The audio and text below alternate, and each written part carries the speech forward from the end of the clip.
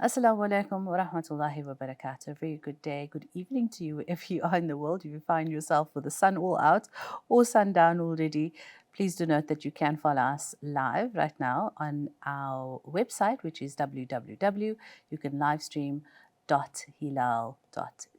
I'm Hawa Solomon. Stay with me for the next 60 minutes as we take you through the journey of both medical and natural medicine. We have in studio with us Dr. Suraya Kalaba to tell us all about that. It is a conversation about long COVID, so please do interact with us as well if you have any comments, questions, and queries. And we're looking at a different way to treat long COVID. Assalamu alaikum to you, Dr. Suraya, and welcome to our studios. Wa alaikum salam wa rahmatullahi wa barakatuh.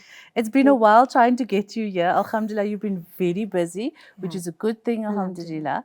And knowing that your practice has grown for the past 13 years, alhamdulillah, you've been practicing a combined medicine, which is the best of both allopathic and energy medicine, balancing Eastern and Chinese medicine, mashallah. There's a list, I think, up until 11 different modalities that you do practice. So firstly, before we get into any of the long COVID issues, tell us a bit about yourself and how differently your practice runs when your patients do come and see you. Okay, so I'm a medical doctor. I started with my basic MD, and I'm also a wife, a mother of 2 lovely daughters. So when they were born, my husband and I decided together that we're not going to be one of those parents that, lets other people raise their children while we're off working all the time. So we didn't have access to babysitting facilities with, family close by. So my option was to, choose something where I could still work, but work around my kids' schedule, especially when they were very little. So when my youngest was a year old, I chose to start studying energy medicine. And then when she was 2.5, I put her in school, and I immediately began this practice that you've so graciously introduced me by. Alhamdulillah, it's so beautiful because you've also been nominated as Women in Health, a global event in Dubai in May this year. So it really stands out, and more people are getting to know these modalities, not just, the medical part of it, but also wanting to see more from a doctor. So tell us about the different modalities that you do practice at your surgery. Okay, so that's Parama Body Talk. Okay. And then so this one uses a system of tapping. So first we establish what's broken in the lines of communication energetically within the body-mind system. So we use tapping to elicit, to establish the link and get them to stick. And then there's brain gym, which uses languaging, which uses movement to establish the links that are broken energetically.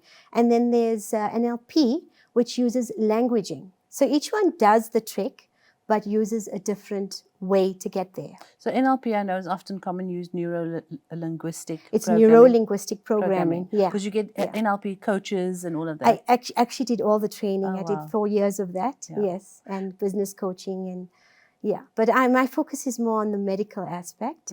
But I do get people, once we're done with their pathologies and, they're feeling really good, then we address goals, life goals, so that we could, I could add value to propel them forward in that sense. Yeah, because at the end of the day, we're holistic beings. Absolutely. It's not just a physical body. Absolutely. There's emotions, and so many dimensions, to us. So. Absolutely. Yeah. So Doc, I know the conversation we need to touch right now is on long COVID.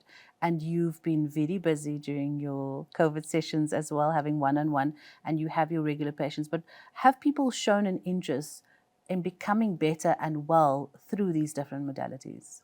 Absolutely. Absolutely. In fact, I attribute, the success of my practice to, the way you calibrate success is through the feedback.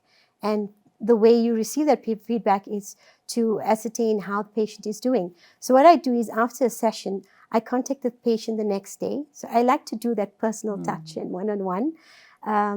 Because, that's the service that, everybody sees. I like to give what I want to receive. Let's put it that way.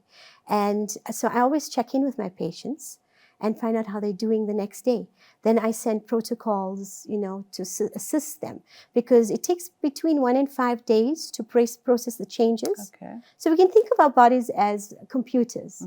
And I basically, if you can use the computer analogy, we are making changes on a cellular level and tweaking whatever needs to be tweaked, fixing whatever needs to be fixed, removing whatever doesn't belong there, so that the cell can heal and go back to its normal structure and function that it was intended to, the way that Almighty Allah created us to.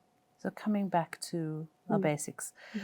Tell us, can you explain what's really happening with the immune system? I mean, we've talked about this coronavirus, back and forth. But what is your understanding with the different energy levels and modalities that you use of the immune system and the coronavirus? Okay, so I think we need to start off discussing the immune system before we get into how it's been assaulted with the coronavirus. So the normal immune system actually functions in this way. When something invades, all right, at the infection site, we have the lymphocytes, so the T and the B cells that normally get engaged. But one of the T cells, which is called a dendritic cell, actually goes to the site of the infection, and then it travels through the bloodstream and the lymphatic system to the lymph nodes, right? It reaches its lymph node, and then it kind of like presents itself. There's a little parade that goes on because it presents itself the T and B cells that are kind of, it's kind of their home base. So then the T and B cells have to decide, it's like, anybody recognizes this? So the antigen is the pathogen that was picked up by the dendritic cell, taken to the lymph node, and then it's presented to the T and B cells so that they can say, hey, I recognize this. I can take this guy out, So if the pathogen is recognized by the immune cells, then that particular type, because there's such a variety of types of immune cells, we can think of them as like the military, There's the police, there's the CIA, the FBI, all the different, bodies, special forces team and all of that. So each type of immune responder is basically has a different structure, different function, different job description. Let's say that. So the one that recognizes it gets taken back to the infection site, and actually in the lymph node, first there's a production, a factory is going on where they're mass producing that particular one, because these are the soldiers of the immune system. Then the soldiers travel to the infection site, and then the war begins on a cellular level. So the immune system is really, as we all know, it's that defense system. Yeah, but with coronavirus, it doesn't behave that way. Yeah. So the coronavirus has chosen the ACE2 receptors as its cellular doorway to enter the body, and they're all over the body. So once it gets into the ACE2 receptors, it fits so perfectly, like a lock and key, and it's found its spot. So it's not sticking out like a sore thumb, It's pretty sneaky. And we understand that it has really crept up on us in a way that we didn't even recognize, we didn't see it, and all of a sudden, boom, bang, it hits us so bad, which means that the immune system is where and what is happening to it now. So what is happening is once the attachment to the ACE2 receptor happens, it takes total control. You see these movies where there's a lockdown and there's a takedown of the cell. That's exactly what happens once ACE2 attaches itself. But now normally, like I said in the beginning, we have antigen-presenting cells, right? It's basically when the macrophages and the dendritic cells that are circulating everywhere pick up a foreigner, they put a label on it. We call that an antigen-presenting cell, right? And then it takes it to where, the battlefield, where the war is going to happen. But with the coronavirus, that does not happen. And that's why it's so overwhelming. It's taken us by surprise, and it's sneaky in the sense that once it attaches, because it's not lurking around, like sticking out like a sore thumb, it doesn't get recognized. It doesn't get noticed. So it sneaks in undetected. And all other pathogens don't have that status, Yeah. right? Okay. So it gets in and then it takes down the cell, it damages the cell and it converts it into its manufacturing plant for producing more virus particles. Millions and millions of particles get replicated and then they get to circulate attached to other ACE2 receptors. So wherever they settle down, they take down that cell, cause havoc, and then even the cells that do figure out that it's there and label it, which we call antigen presenting cells, and that is how the immune system is alerted, we're under attack.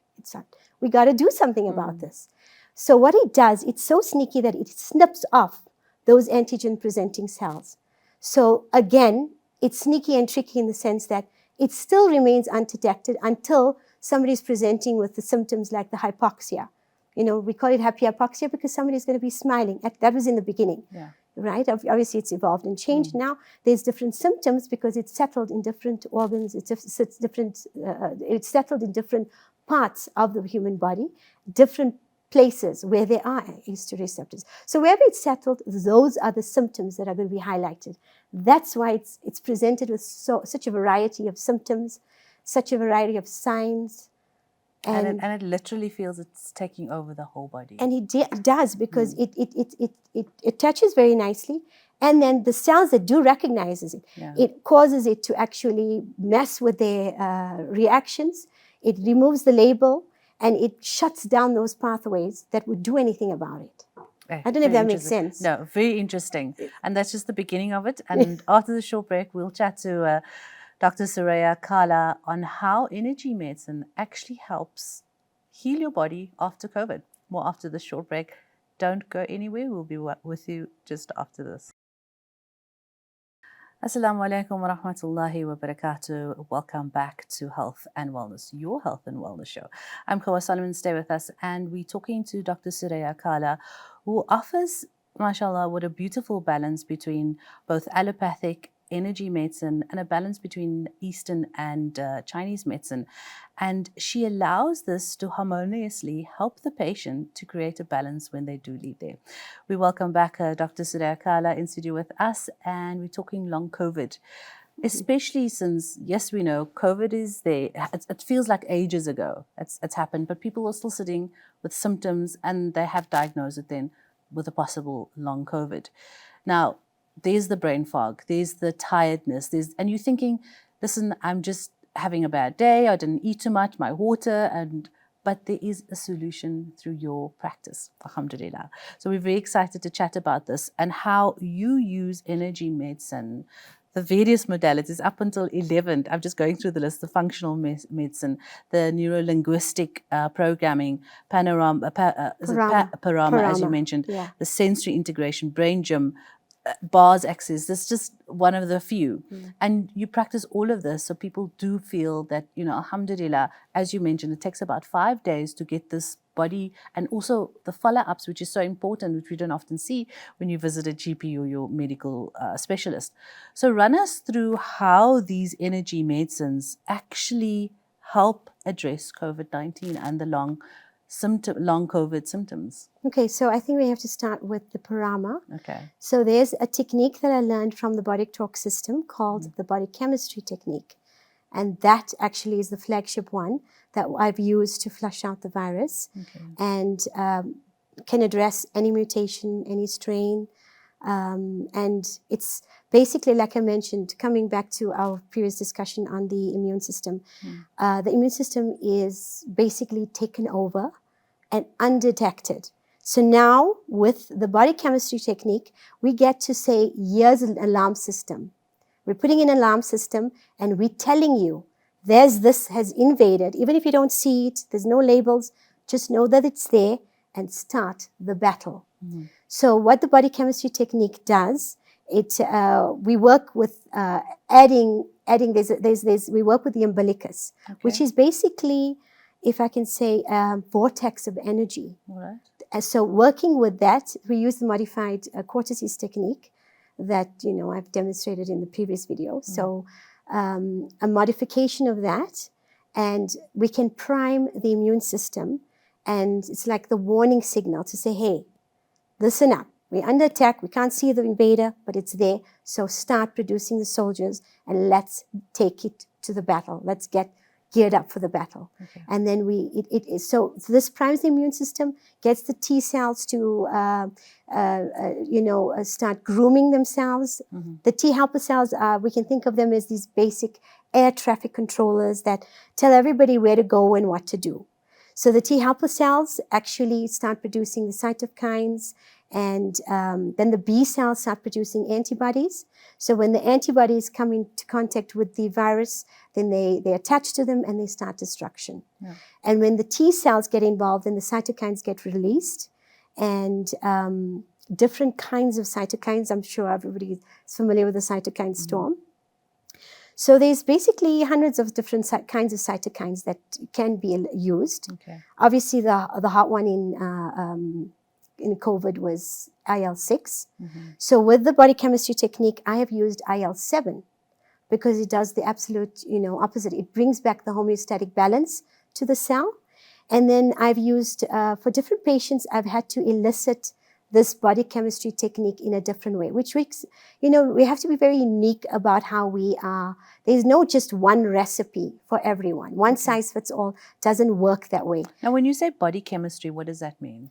Body chemistry technique. Mm-hmm. It's the actual technique where we signal to the immune system to say that it's a basic technique that I have to tap out. Okay. So I use the tapping. Again, mm-hmm. Right? But we create a formula first.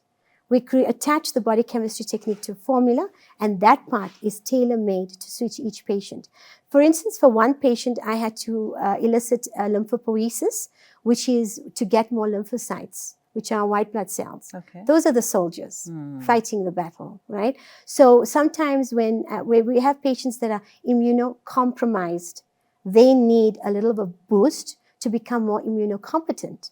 And that competency with raising the lymphopoiesis, increasing the soldiers, then assists the body to fight the virus. Okay. Then in another patient, I had to use the tumor necrosis alpha, which is another cytokine, a different one. Okay. And this one here is very toxic. This one's like, you can say, the AK-47. So this one's going to do real damage. When you say the word tumor, it really associates with something negative. Yes. So this one here is going to take out the virus. Then we also elicit, in another patient, I had to increase the interferons, which is another cytokine. Okay. So our bodies are so amazing. We've been created, alhamdulillah, in the most perfect manner, where we have all these little tools and resources, but we just don't know how to use them. So the body chemistry technique, and I also have done on each COVID patient craniosacral fascial therapy work, those two put together was what assisted me to actually succeed with all my COVID patients. So it seems like, going to a doctor, you often get sort of a generic diagnosis and you get generic treatments. Yeah. And we see that through your modalities, everyone is an individual. Absolutely. Everyone is specifically different individual. Yeah. So has all your treatments been at least 5? I can say I've done the same with them, another 10, 2 I've done something very specific. All variety. Okay. And so normally tumor necrosis factor and the interferons and the interleukins, they're very, very dangerous. Okay. It's like having the hand grenades and the AK-47s or, a nuclear bomb or something. It's that effective. Okay. So we can't leave them unchecked, okay? Some of our biologic treatment, the biologics actually elicit the help of these to actually fight, with autoimmune conditions. But if those are left unchecked, then there's side effects that become very uncomfortable. But if we do it with the body chemistry technique, along with whatever the body is asking for us to add to that, then we do it in a respectful way that just produces enough to take out the virus without producing the, extravagant damage. Okay, so we understand there are various symptoms. There's just not the long COVID. Do you address each of these symptoms specifically?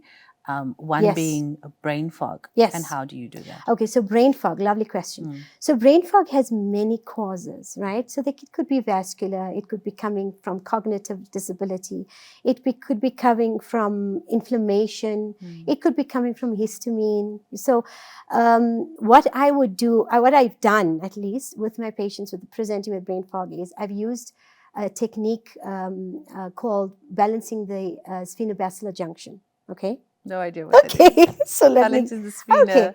Okay. Blah, blah, So blah. there's a junction between the sphenoid bone. Okay. These are in the cranium. I can't touch it, but Yes. it's behind the temporal bone. Okay. But the basilar and the basilar portion of the occipital bone. So Yes. this is our occipit, right? Okay.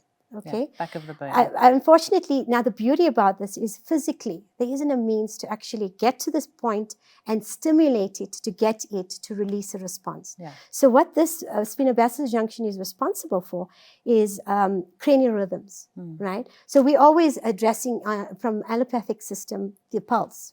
Everybody assesses the pulse and the heart rate, right? Okay. But there's another pulse called the cranial pulse. So now this is like, it's not so exaggerated where, you can say, I can see your cranial pulse and it's a little off today or whatever. It's such a subtle, tiny movement. And then would you feel it You at can't the even back see of your it. head? No, you don't even You feel don't feel it there. You don't feel Okay. it. But we have to access the pituitary gland as well. Yeah. Okay, so we use this as a holding point for it. Okay. And we access the sphenobasillar junction there. But this is energetic ways to access it. So if you have to actually get to that point, you'd have to open somebody and do, surgery, a surgical intervention to say, okay, let's find the spot and let's tweak it and get it to work because it's not functioning. Yeah. And you know how easy it is to get this to malfunction? If you have to excessively cough. If you get whacked on the head, if you fall on your bum, the act of, giving birth or being born, Yes. these can sever the spot, and then we don't breathe adequately. So when we don't breathe adequately, then this one small, subtle movement in the skull, addressing the cranial rhythm, improves the function of the pituitary gland. It improves our breathing, the circulation of cerebrospinal fluid. When it optimizes our breathing, it increases the oxygen carrying capacity.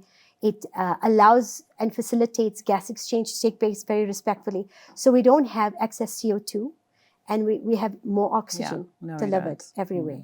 And there isn't exactly a tablet that can give us No. more oxygen as well? No. I know there's something on the shelf that says sell something and they try, but I don't know if it's really effective. So you mentioned the ATP. You can increase your So oxygen. in this way, you also increase your ATP production. ATP is adenosine triphosphate, which is our energy molecule. Okay. So everything, yes, when We you just talk call of it energy molecules, molecule. I call it energy You said molecule. ATP. ATP, Okay. adenosine triphosphate. That's the chemical term. Okay. So that then helps with the brain fog and makes it all alive. Yes, but there's others. So say, for instance, now you come in and you're presenting with sphenobasillar dysfunction. Okay. And I have to balance that part. Then I'll do that. Another patient may come in and maybe the circulation of the brain is creating and producing the brain fog and, giving them that cognitive dysfunction. So then I have to do another technique called a repair system of the brain. This one here, we take the ventricles. The CSF, the cerebrospinal fluid that's circulating in the ventricles of the brain and the spinal cord. We take that and we actually do a cleaning out. So now, when you go to the hairdresser. This sounds like a very complicated surgery, hey? No, it is so ridiculously easy. It's amazing and so gentle. It's done with a lot of respect and gentility. So now, say, for instance, you're going to the hairdresser and you tell them that, okay, I'd like to have a deep cleanse, so give me a good shampoo and, nice deep cleanse so I can feel nice in a massage. Now, this technique, the repair system of the brain, facilitates just that, but only it does it to your brain.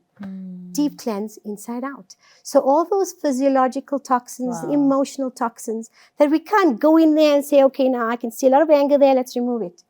You can't. There isn't a system to remove it. Because psychotherapy, you need to do work for that. The thing with, yes, absolutely. It's all hard work. And this is like everything is facilitated in 1 hour. Okay. We need to take a quick break. When we come back, we'll talk more on some of the symptoms that some people are suffering from.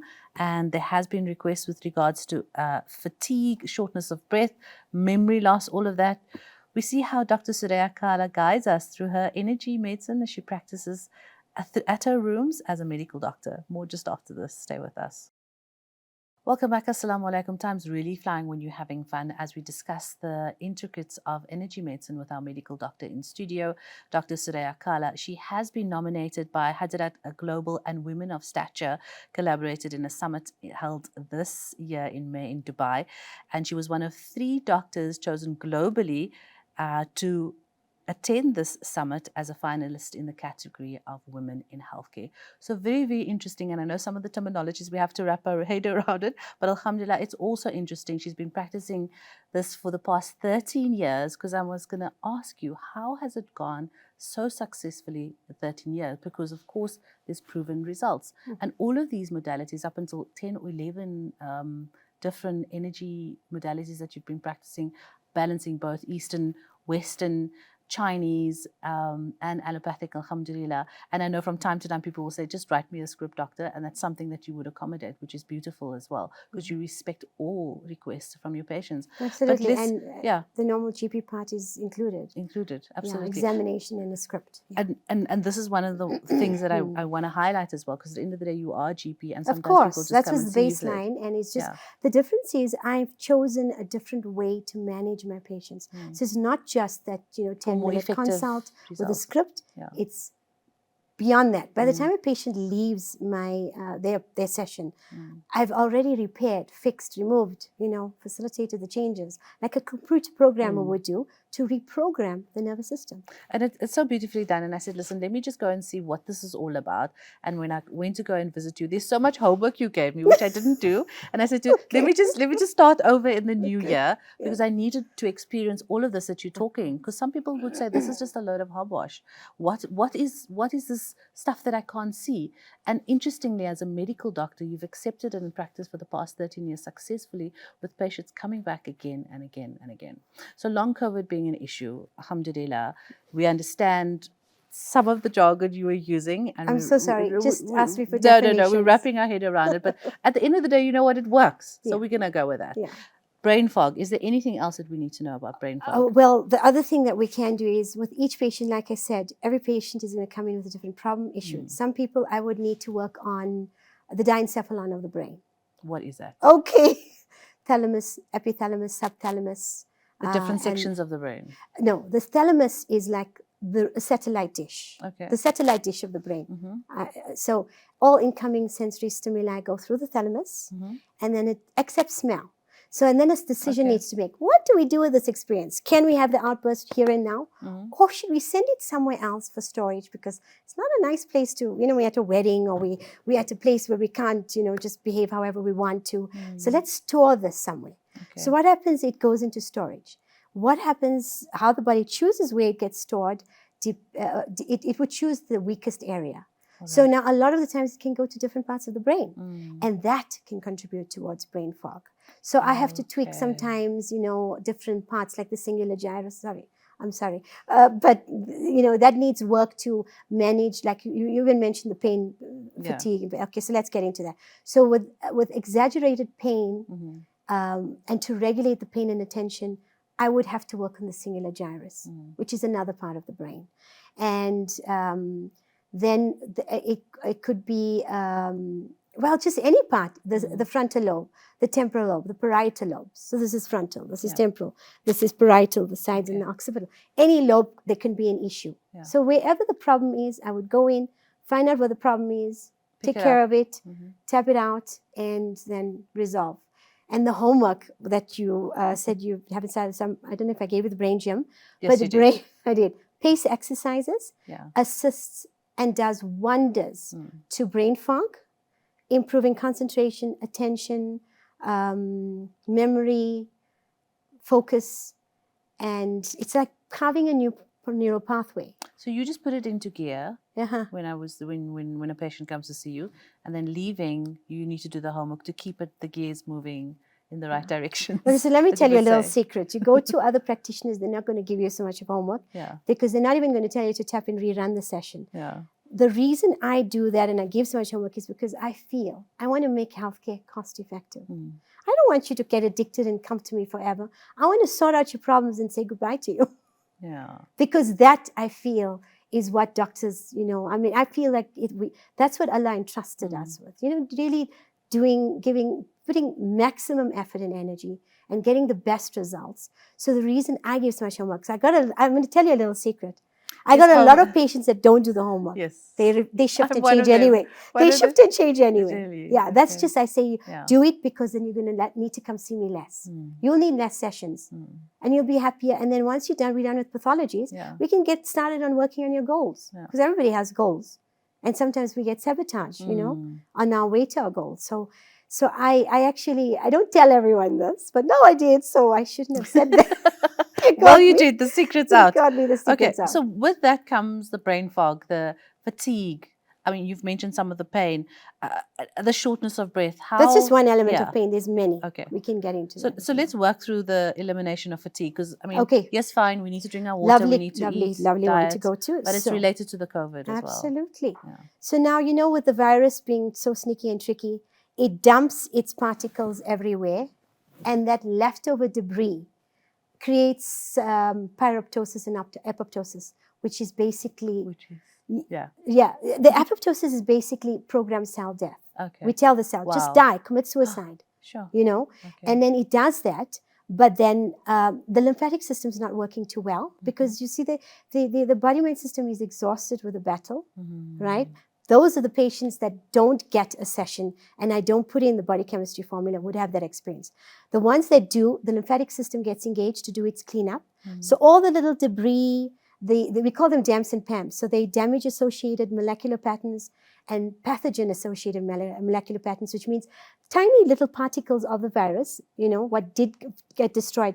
Okay, picture a battlefield. Yeah. The aftermath of the battle, if nobody comes in to clean up the mess, then every time, say, you're trying to travel from point A to B, there's like a big pile in the road, and now you have to find another route to get to it. The body becomes slow. It becomes sluggish. It becomes worn out. So with the right formulas put in the right places, we get the body to clean up the mess. We get the lymphatic system to say, let's clean up. Okay. We get the macrophages to say, let's take out the trash. But now what's happening with the long COVID is the virus particles, that's patients that haven't received a session from me, normal patients that are treated through the normal system with just allopathic medicine. Their macrophages are kind of like allowing the virus to hide. Okay. So it's not eliminating. Yeah, normally the macrophages will take. This is how it takes up the trash. It picks it up and then it just dies. Okay. If it's too toxic, yes. Or it has these enzymes that would just digest it and eat it up, right? So with the virus, that's why I said it's sneaky, because it's also hiding out in the macrophages now, and that is what's contributing to the long COVID. Okay, and the macrophages would be that within the cell? Macrophages are one of the soldiers of the immune system. They're like the first responders. Macrophages... The white blood cells? Yeah, the macrophages and the dendritic cells are the first responders. Okay. They like circulating, is there any garbage to take out, anything that doesn't belong here, that, would be inconvenient for us. So you're sending them out every time? Yeah, it's like the garbage truck. Okay. The macrophages, not the dendritic cells, they're the garbage truck. So the fatigue. But the dendritic cells can also digest. So now how are we eliminating and getting rid of the fatigue?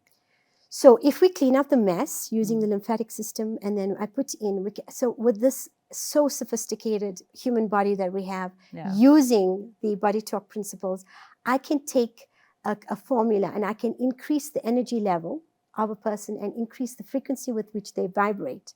So give them a lovely boost.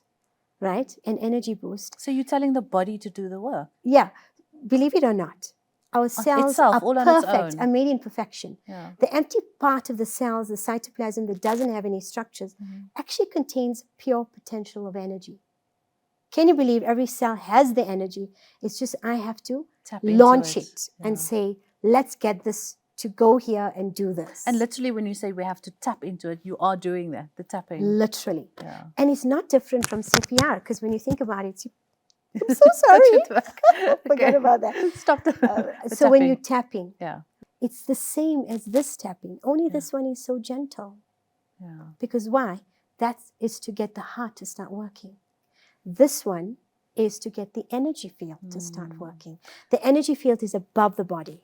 And I mean, just to understand tapping on its own, if you're in an environment, you're listening to loud music, or you're listening to soft music, or you're listening to someone shouting and someone speaking soft, what does that energy of those different types of voice levels do to your body? It's the same thing now the gentleness of touching that body, whether you're touching in it a way that it physically, wants to be touched, Yeah. to do what it wants to be. Awaken. Yes. Wow, very, very interesting. We have to take a short break. And I know we just did fatigue and brain fog. There's so much more, and how we need to respond to this and understand and eliminate and try and conceive and all of that more after this, because I want to also get to a one-on-one session and how long it takes and how we can break it down and understand all of this as well in our last session of this beautiful explanation of both allopathic and energy medicine, balancing both of this out with our medical doctor in studio, Dr. Suraya Kala, just after the short break. Stay with us.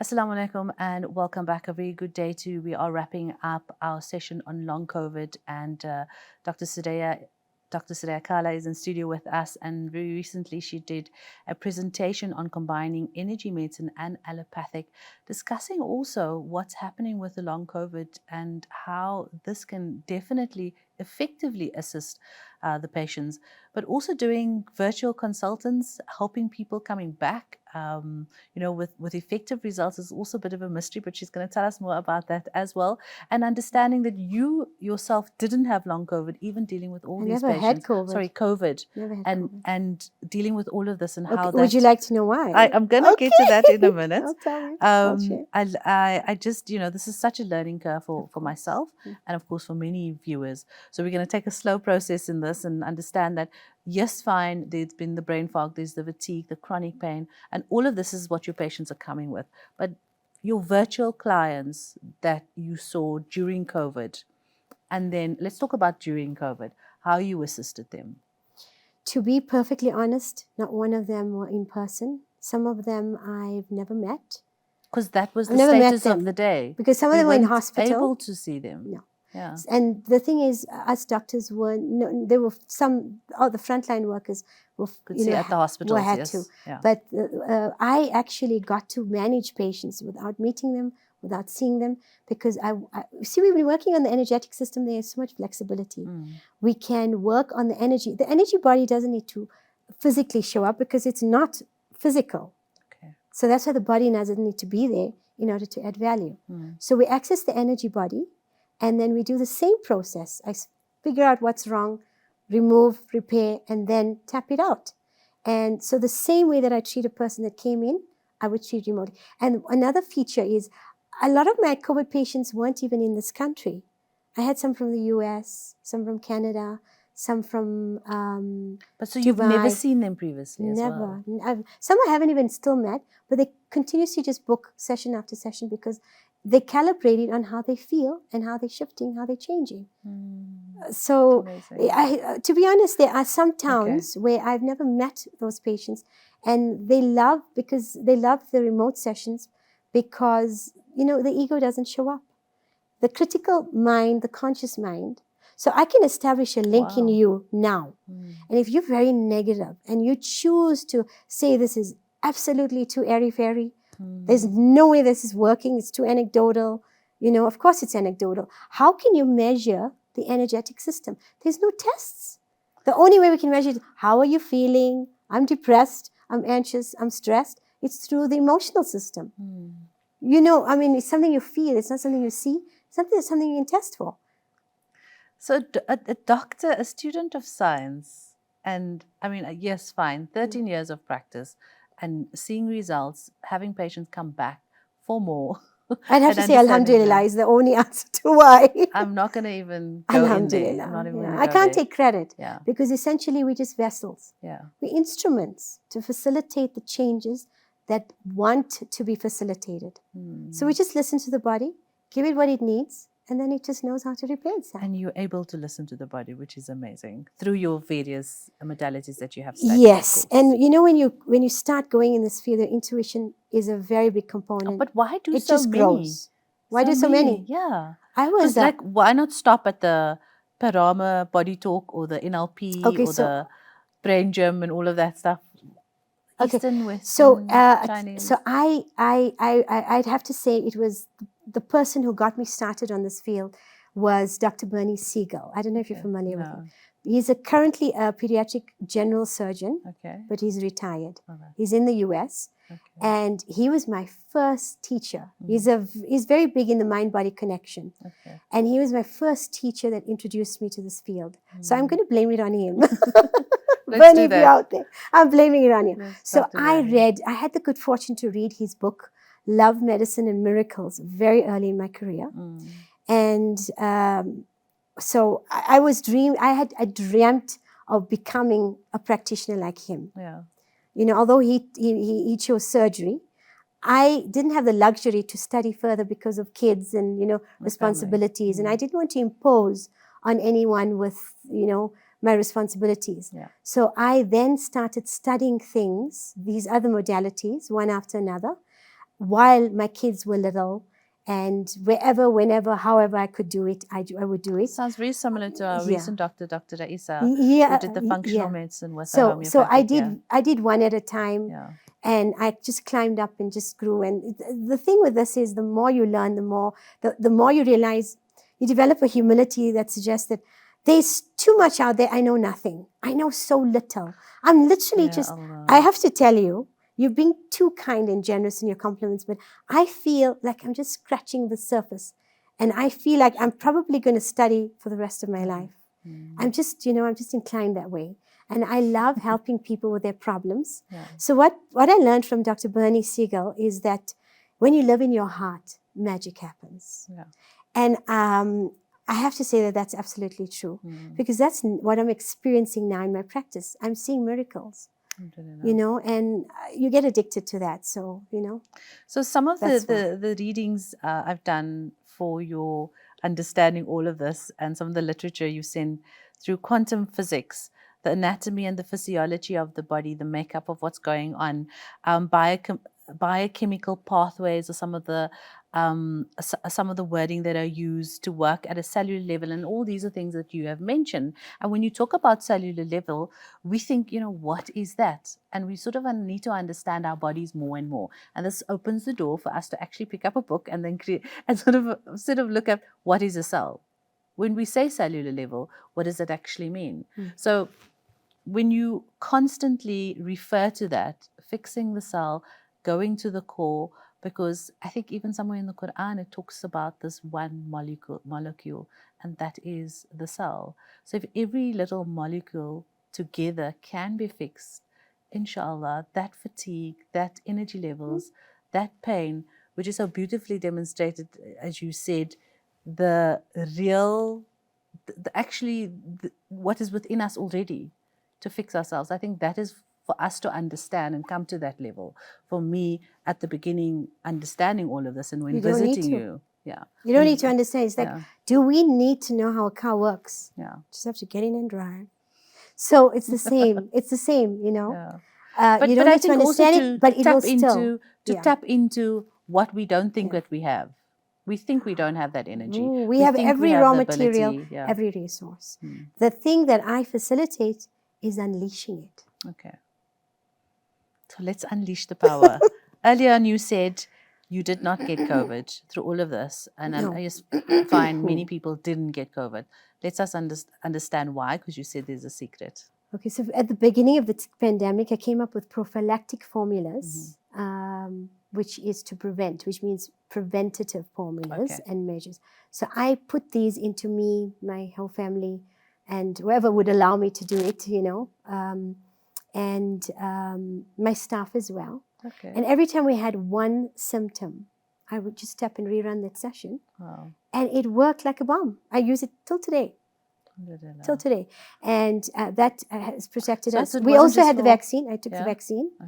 And, you know, all the hype about the fears around the vaccine. Having the system made me confident in the fact that I could handle the vaccine and, you know, use these formulas to assist me to alleviate the symptoms. So we never had any issues from that point of view as well. Okay, so this is it just for COVID?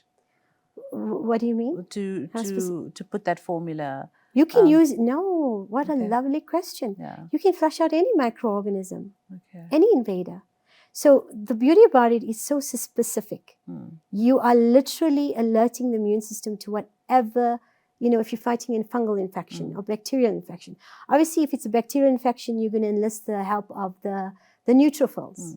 You know, not the leukocytes, not the lymphocytes. So lymphocytes would be in the viral, and then the neutrophils.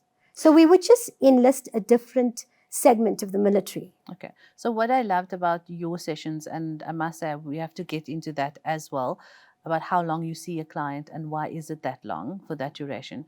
But also to understand, when I was done, I didn't really understand, like you said, you don't actually have to, of what's going on. But when you started showing me the pictures and where you were exactly in my brain, in my body, on my nervous system, and I completely then got it almost, then afterwards I realized, but of course, you're a medical doctor, you know all the pathways, you know all the where the bloodstreams and the nerves are going, so you could pinpoint exactly to fix something. So let's quickly wrap up. We have to wrap up, unfortunately. Talk about your sessions and what people can expect when they go and visit you. Okay, so I do spend an hour.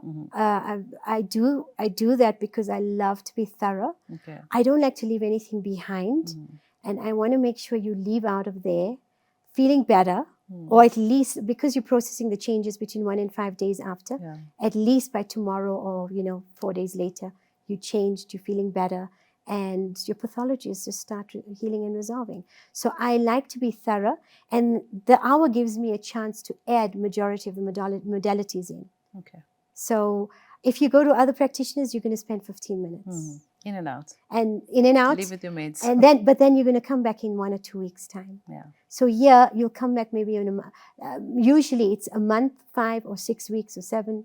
So I listen to your body, and your body guides me in when you need to come back. Okay. And so with your practice, you do see people one-on-one? One-on-one. Virtually?